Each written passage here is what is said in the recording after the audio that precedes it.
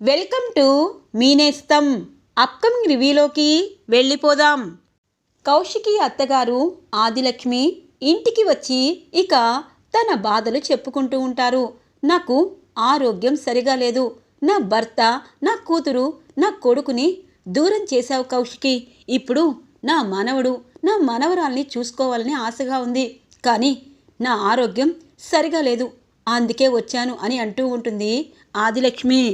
వైజయంతి నిషి మాత్రం తన మాట నమ్మకుండా, అమ్మో ఈవిడ నోరంటేనే నాకు భయం అని చెప్పి ఇద్దరు లోపలికి వెళ్ళిపోతారు.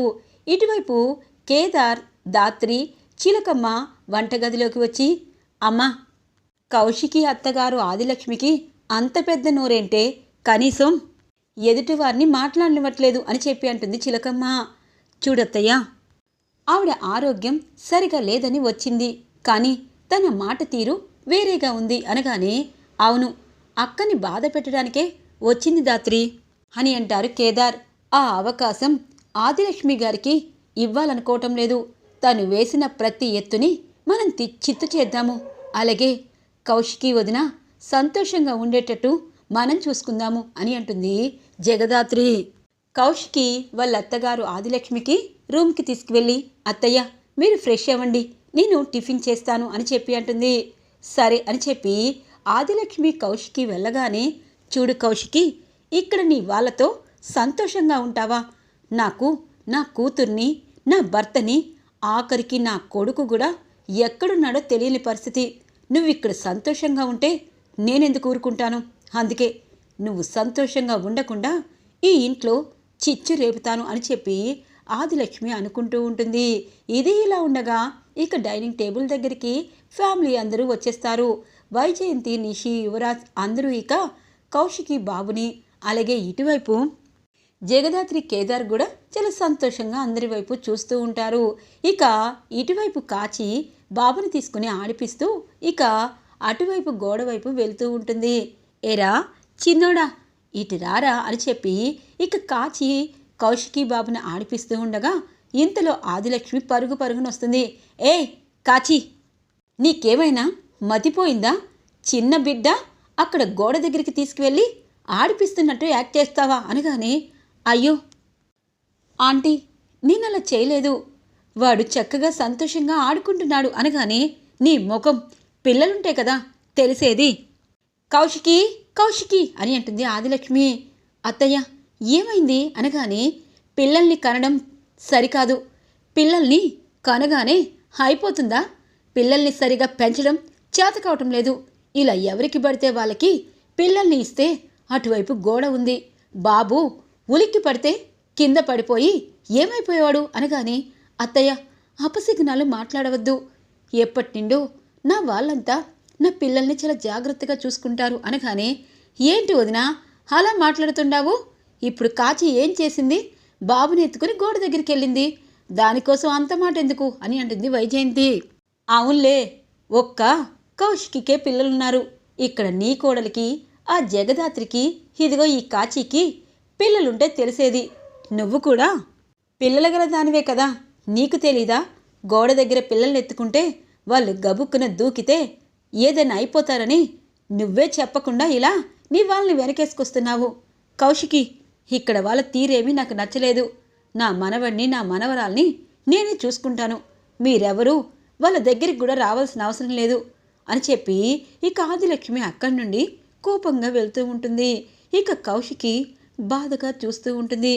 అమ్మ కౌశికి, నువ్వేమీ బాధపడద్దు, ఆదిలక్ష్మి తీరే అలా ఉంటుంది కదా అని అంటారు సుధాకర్. బాబాయ్, అత్తయ్య నన్ను అపార్థం చేసుకున్నా పర్వాలేదు, కానీ ఇంట్లో వాళ్ళందరికీ ఏదో ఒకలాగా మాటని బాధ పెట్టాలని చూస్తే నేను తట్టుకోలేను. అత్తయ్య ఆరోగ్యం కూడా బాగోలేదంటున్నారు, తను ఏదో ఒకటి అంటుంది మీరు అనగానే, అయ్యో వదినా మీరు ఇంతగా చెప్పాలా? అలాగే ఈసారి సురేష్ అన్నయ్య మీరు కలిసి ఇక ఈ ఇంట్లోనే సంతోషంగా ఉండాలి, అది ఆదిలక్ష్మి గారు చూడాలి అని అంటుంది జగదాత్రి. దాత్రి, ఇవన్నీ మాటల వరకే, చేతలనేవి ఎప్పటికీ జరగదని నాకు తెలుసు అని చెప్పి, పాపం కౌశికి, నా వల్ల మీరందరూ బాధపడుతూ ఉంటే నాకు చాలా అంటే చాలా బాధగా ఉంది అని చెప్పి ఇక అక్కడి నుండి కౌశికి వెళ్ళిపోతుంది. అయ్యో, వదిన ఫీల్ అవుతుంది అత్తయ్య అనగానే మరి నోరేసుకొని పిల్లల విషయంలో అలా మాట్లాడుతుంది. అయినా ఆదిలక్ష్మికి తిక్క కుదర్చాలి అని అంటుంది వైజయంతి. ఏం చేద్దాము అనగానే హలో అత్తయ్య గారు, నన్ను సలహా అడగచ్చు కదా అని అంటుంది జగదాత్రి. ఏంటా సలహా? కౌశికి వదినపై నీకు ప్రేమ ఉందో లేదో మాకు తెలీదు, మాకు చాలా ప్రేమ ఉంది అని అంటుంది నిషి. చూడు నిషి, ఇప్పుడు ప్రేమ ఎవరికి ఎంత ఉంది అన్నది కాదు. కౌశికి వదిన్ని వాళ్ళ అత్తగారు ఏదో ఒకలాగా బాధ పెట్టాలనుకుంటున్నారు.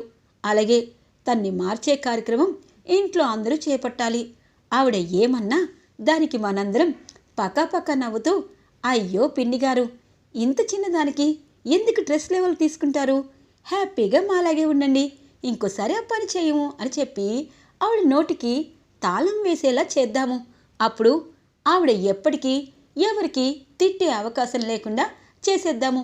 తిట్టినా ఇదిగో కరివేపాకులాగా తీసి అవతల పడేసేలా మనందరం బిహేవ్ చేశామనుకో, అప్పుడు ఆవిడ నోటికే ఆవిడ తాళం వేసుకుంటారు. ఆవిడికే ఆవిడ సిగ్గుపడేటట్టు అద్దంలో చూసుకుంటారు. అప్పుడు ఎవరికి ఏమి అనే అవకాశం ఆవిడే తగ్గించుకుంటారు అనగానే అబ్బా చాలా మంచి ఐడియా, ఛీ ఇదేమీ బాలేదు అనగానే ఏందమ్మీ, జగదాత్రి చెప్పిన ఐడియా బాగుండది, ఇక ఆవిడ్ని మనం పిచ్చిదానిలా చూడాలి అంతే కదమ్మీ అనగానే ఎగ్జాక్ట్లీ అలాంటిదే అని అంటుంది జగదాత్రి. ఇదంతా వింటున్న కౌశికి జగదాత్రి వైపు ప్రేమగా చూస్తుంది. దాత్రి, నిజమే, ఒక మనిషి మారాలంటే కొట్టి తిట్టి ఏదో పనిష్మెంట్ ఇచ్చి కాదు, ఇలా కూడా మార్చచ్చని నువ్వు చెప్తున్నావు, చాలా హ్యాపీగా ఉంది అని చెప్పి కౌశికి అక్కడి నుండి వెళ్ళిపోతుంది. ఇది ఇలా ఉండగా జేడీకేడీకి ఫోన్ రావడంతో సాధు నాయక్ దగ్గరికి వస్తారు. చెప్పండి అని చెప్పి అంటుంది. ఇక జేడీ, పెద్దవాళ్ళని కష్టపడి మనం అరెస్ట్ చేస్తాము, కానీ వాళ్ళు ఇంకా పెద్దవాళ్ళకి ఏదో ఒకటి చెప్పి బెయిల్పై బయటికి వెళ్ళిపోతున్నారు.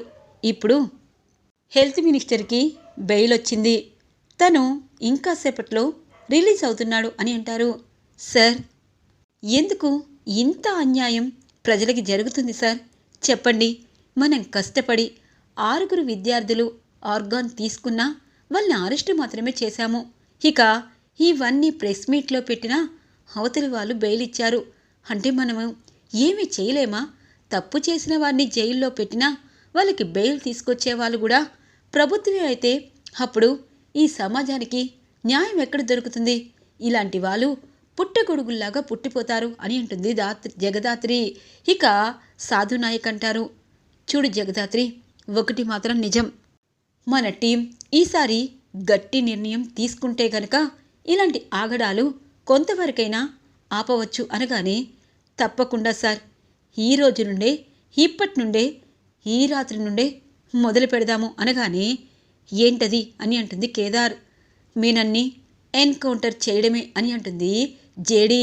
ఇక కరెక్ట్గా సాధునాయక్, సబాష్ జేడీ, ఆ పనే చేయి, ఆ పెద్ద తలకాయి బయటికి వెళ్ళినందుకు, మీనన్ని ఎన్కౌంటర్ చేసినందుకు ఇక ఎటువంటి వారు ఇలాంటి పనులు చేయకుండా కొంతకాలమైనా మనం ఆపగలం అనగానే అవును సార్, మనుషులు ప్రాణాలతోనే చెలగాటమాడుతున్నా వీళ్ళ ప్రాణాలు తీస్తే గాని వాళ్ళకి బుద్ధి వస్తుంది.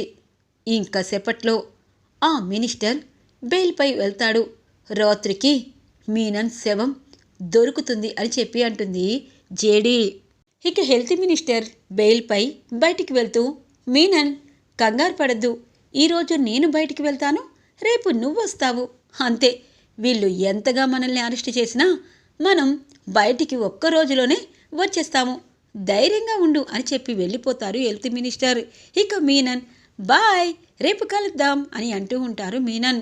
ఇక జేడీకేడీకి రక్తం మరిగిపోతూ ఉంటుంది. ఇక జేడీ కౌశికి ఫోన్ చేస్తారు. చెప్పండి జేడీ, ఇప్పుడు ఆ హెల్త్ మినిస్టర్ బయటికి వచ్చాడు, ఇక మీనన్ కూడా బయటికి వెళ్ళిపోతారు, ఈ సమాజానికి ఏదైనా చెయ్యాలని నాకు అనిపిస్తుంది అనగానే ఇక జగదాత్రి కౌశికి ఒక ఐడియా చెప్తుంది. తప్పకుండా అలాగే చేస్తాను, రేపు ఎవరికీ తెలియకుండా కొంతమందిని మీడియా వాళ్ళని ఆ ప్లేస్కి పంపిస్తాను అని అంటుంది Kaushiki. Okay, thank you madam, పని పూర్తయ్యాక మీకు నేను మెయిల్ చేస్తాను అని అంటుంది జేడీ. ఇక జేడీ కేడీ నైట్ అవడంతో మీనన్ సెల్లోకి వస్తారు. ఏంటి జేడీ, నా దగ్గర భయపడి మార్నింగ్ బెయిల్పై వెళ్ళేవాడిని ఇప్పుడే రిలీజ్ చేస్తున్నావా అనగానే, అవును, నీ మైండ్ చాలా షార్ప్ మీనన్, నేను మనసులో అనుకున్నది నువ్వు బయటికి చెప్పేస్తున్నావు, నైటే వెళ్ళిపో ఇంటికి అని అంటుంది. సరే అని చెప్పి ఇక బేడీలు తీసేస్తుంది జేడీ. ఒక్కసారిగా మీనన్ ఉలిక్కి పడతాడు.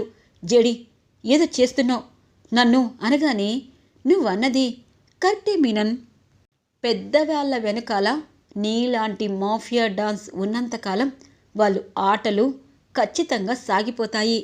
నిన్నే పైకి పంపించేస్తే అప్పుడు ఆ పెద్దవాళ్ళకి నీలాంటి డాన్ను వెతుక్కునే పని ఇంకొక 20 సంవత్సరాలకు వస్తుంది. అప్పటిదాకా ఇక్కడ చాలామంది ప్రశాంతంగా ఉంటారు. అందుకే నిన్ను చంపేయాలనుకుంటున్నాం, పారిపో మీనన్ అని అంటుంది. జేడీ, ఇది అన్యాయం అనగానే, ఛీ, నన్నేదో చేస్తానన్న మీనన్ ఇప్పుడు ప్రాణాల దాకా వచ్చేసరికి జేడీ నన్ను చంపొద్దని బ్రతిమలాడడానికి వస్తావా? మీనన్, నీకు నిజంగా డాన్ అనే కళ ఉంటే బ్రతికిపో అని అంటుంది. జేడీ, నన్ను చంపొద్దు అని అంటారు. కేదార్ 1 2 3 లెక్క పెడుతూ ఉంటారు. ఇక మీనన్, నేను ఎలాగో ఒకలాగా తప్పించుకోవాలి అని చెప్పి ఇక జేడీకేడి మీనన్ వెనకాల పరుగు పెడుతూ ఉంటారు. ఇక మీనన్ ప్రాణభయంతో పరుగులు పెడుతూ ఉంటారు. మీడియా కవర్ చేస్తూ ఉంటుంది. మీనన్ని షూట్ చేస్తుంది జేడీ. ఇక్కడితో మీనన్ చరిత్ర ముగిసిపోతుంది. ఇక మీనన్ని పట్టపగలు చుక్కలు చూపించి ఎన్కౌంటర్ చేస్తుంది జేడీ అలియాస్ జగదాత్రి.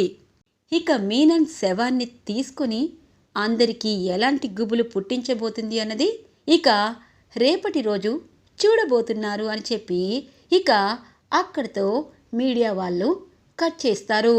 ఇది ఇలా ఉండగా జగదాత్రి కేదార్ చాలా హ్యాపీగా పకోడీలు చేస్తూ ఉంటారు. ఇంతలో కౌశికి వస్తుంది. అత్తయ్య గారికి పెద్ద స్పెషలిస్ట్ దగ్గరికి తీసుకువెళ్ళాను దాత్రి, ఏమీ లేదని చెప్పారు, కానీ అత్తయ్య ఇలాంటి పెద్దవాళ్ళు మోసం చేస్తారు అంటున్నారు అని అంటుంది కౌశికి. ఓ, హెల్త్ ఇష్యూస్ లేకపోయినా వదిన్ని బాధ పెట్టడానికి వచ్చారు కదా, ఇప్పుడు అందరం ఇక ఒకేలా యాక్టింగ్ మొదలు పెట్టాలి అని చెప్పి ఇక పకోడీలు కాఫీ తీసుకుని హాల్లోకి వస్తారు జేడీకేడి. ఇక నిషి యువరాజ్ అందరూ ఇక హాల్లోకి వస్తారు. ఇక కీర్తి పాప అలాగే బాబుని తీసుకుని వస్తూ ఉంటే ఇటువైపు కాచి అందరూ బాబుతో మరోసారి ముచ్చట్లు పెట్టుకుంటారు. ఎన్నిసార్లు చెప్పాలి ఈ కుటుంబానికి, నా కోడలు బాగా సంపాదిస్తూ ఉంటే మీరు ఇలా కూర్చొని ఆడుతూ పాడుతూ నా మనవలిద్దరికీ ప్రమాదం సృష్టించాలని అనుకుంటున్నారు. ఈ కౌశికి ఈ కుటుంబం గురించి ఎప్పుడు నిజం తెలుస్తుందో అనగానే, అత్తయ్య మీరిలా కోప్పడకూడదు, మీరు అందరితో ప్రేమగా ఉండాలి అని అంటుంది కౌశికి. ఏంటి వాళ్ళిద్దరూ ఏదైనా అయితే అనగానే, పదే పదే ఆ మాట అనకూడదు ఆదిలక్ష్మి గారు, ఎందుకంటే మీ వారసులు కదా అని అంటుంది వైజయంతి.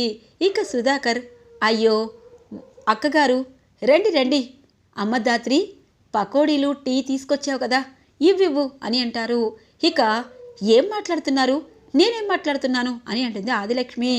అబ్బా, ఈరోజు ఆదిలక్ష్మి గారు చాలా మంచి జోకులు వేస్తున్నారు అని అంటుంది చిలకమ్మ. ఇక కాచి అంటుంది, అయ్యో అత్తయ్య గారు, ఇకపై నేను గోడ దగ్గరికి తీసుకువెళ్ళి కౌశికి వాళ్ళ అబ్బాయిని ఆడిపించను, సరేనా, ఇక్కడే ఆడుకుంటాను, మీరు నాకేదైనా చెప్పాలంటే చెప్పండి, పెద్దవారిగా మీ మాటకి నేను నిలువిస్తాను అని అంటుంది కాచి.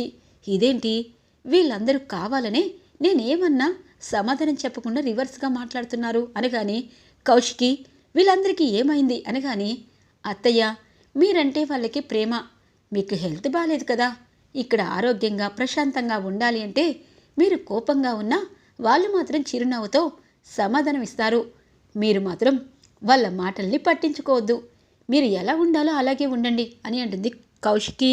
ఇక జగదాత్రి కేదార్ లోపల నవ్వుకుంటూ ఉంటారు.